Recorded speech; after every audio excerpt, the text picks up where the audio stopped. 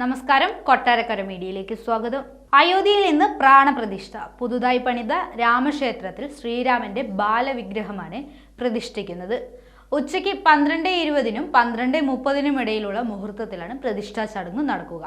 ചടങ്ങിൽ പങ്കെടുക്കാനായി പ്രധാനമന്ത്രി നരേന്ദ്രമോദി 11 മണിയോടെ രാമജന്മഭൂമിയിലെത്തും. ചടങ്ങിൽ യജമാന സ്ഥാനമാണ് പ്രധാനമന്ത്രിക്ക്. പ്രതിഷ്ഠയ്ക്ക് ശേഷം നാളെ മുതൽ ക്ഷേത്രം പൊതുജനങ്ങൾക്കായി തുറന്നുകൊടുക്കും. പ്രാണപ്രതിഷ്ഠാ ചടങ്ങിൽ പങ്കെടുക്കാൻ പ്രമുഖരുടെ നീണ്ട നിരയാണ് അയോധ്യയിലെത്തുക.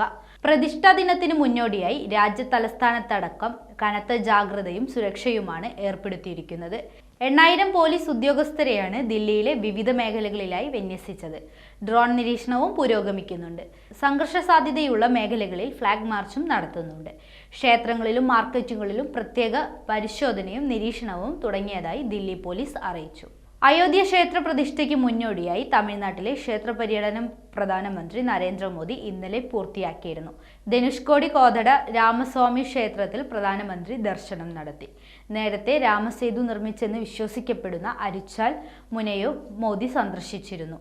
ഇവിടെ വഴിപാടുകൾ നടത്തിയ മോദി ലങ്കയിൽ നിന്ന് സീത വന്നിറങ്ങിയെന്ന് വിശ്വസിക്കുന്ന കടൽക്കരയിൽ ദശപുഷ്പാഭിഷേകം നടത്തിയ ശേഷമാണ് ദില്ലിക്ക് മടങ്ങിയത്.